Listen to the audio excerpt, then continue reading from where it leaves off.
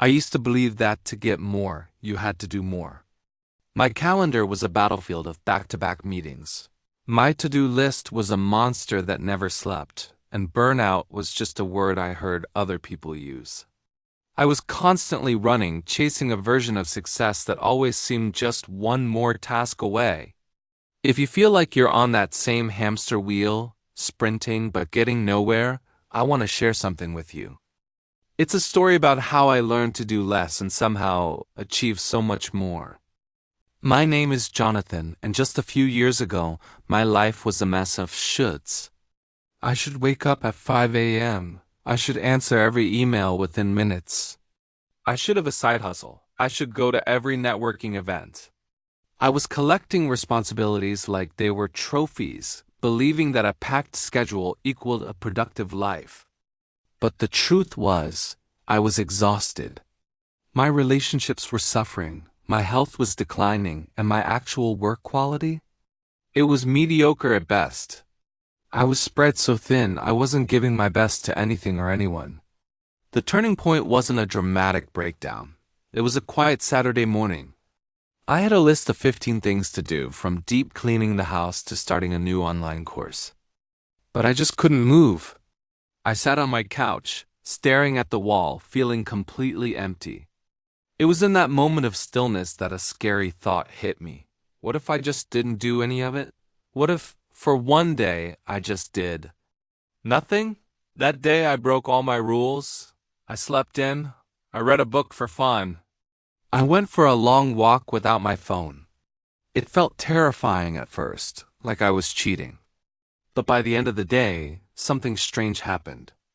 I felt clearer. My mind, usually a storm of to-do items, was calm. For the first time in a long time, I felt rested. This little experiment sparked a big change. I started to question the core belief that more is more. I began a journey into the world of essentialism, minimalism, and deep work. And what I discovered wasn't about being lazy or giving up. It was about being strategic. It was about finding the few things that truly matter and giving them your all, while letting go of the rest. So, how do you actually start doing less to achieve more? It's not about suddenly quitting your job or ignoring all your responsibilities. It's a gradual, intentional process. Let's break it down into a realistic plan. First, you need to identify your vital few. This is the Pareto principle in action. The 80-20ths rule. It suggests that roughly 80% of your results come from only 20% of your efforts. Your job is to find that 20%. For a week, I want you to become an observer of your own life. At the end of each day, write down everything you did. Next to each task, ask yourself, did this activity bring me closer to a meaningful goal, or did it just keep me busy? Be brutally honest. Answering emails all day might feel productive, but did it move a major project forward? Attending that optional meeting might feel responsible, but did it produce any real value? You'll start to see a pattern. A few key activities will stand out as high impact. For me, I realized that 2 hours of focused, uninterrupted writing in the morning was more valuable than 8 hours of distracted multitasking work. My vital few were deep creative work, quality time with my family, and exercise.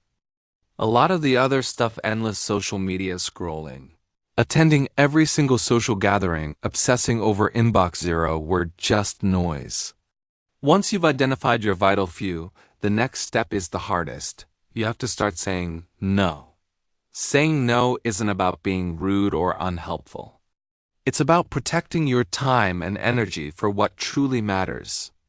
I started with small things. Can you join this last-minute call?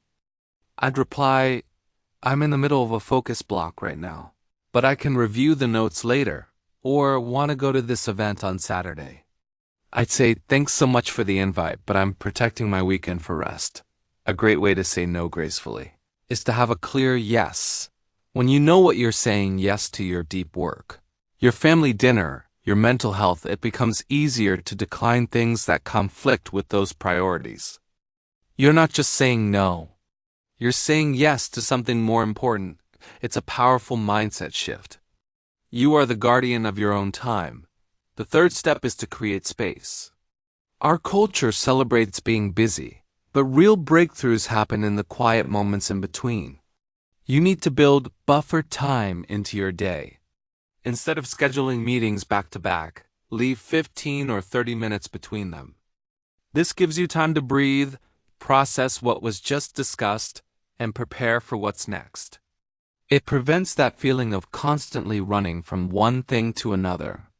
Also, schedule do-nothing time. Yes, actually put it on your calendar. It could be 20 minutes to just sit and stare out the window. Go for a walk without a podcast or listen to a piece of music. This isn't wasted time.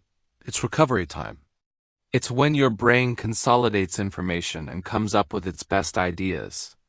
The creative solutions I was always chasing when I was busy started to appear effortlessly during these quiet moments. Finally, redefine what productivity and success mean to you. Is success having a calendar so full you can't breathe? Or is it ending your day with a sense of accomplishment on a few important tasks and still having energy left for the people you love? Is productivity checking off 50 small, insignificant items from a list? Or is it making meaningful progress on one or two big goals? When I changed my definition, my whole life changed. Success was no longer about quantity. It was about quality. It was about impact, not activity. I started working fewer hours, but my work got better. I was more creative, more focused, and more innovative. I had more energy for my friends and family. I was happier. I was less stressed. I was, by my own new definition, far more successful. This journey isn't a quick fix. It's a continuous practice of auditing your life, making conscious choices, and setting boundaries. Some days you'll slip back into old habits, and that's okay. The goal isn't perfection, it's progress. Just gently guide yourself back to your essential priorities. So if you're feeling overwhelmed, if you feel like you're doing everything and achieving nothing, I invite you to try this. For 1 week, just track your time and identify your vital few. Try saying no to one small thing that doesn't align with your goals. Schedule 15 minutes of quiet, empty space into your day. See how it feels. You might just discover that the path to achieving more isn't about adding more to your plate. It's about having the courage to take things off. It's about doing less, but doing it better. It's about creating a life that isn't just full, but fulfilling. Thank you so much for spending this time with me. If this story resonated with you, I'd love to hear about your own experiences in the comments. And if you're interested in more ideas on how to live a more intentional life, please consider subscribing. Take care.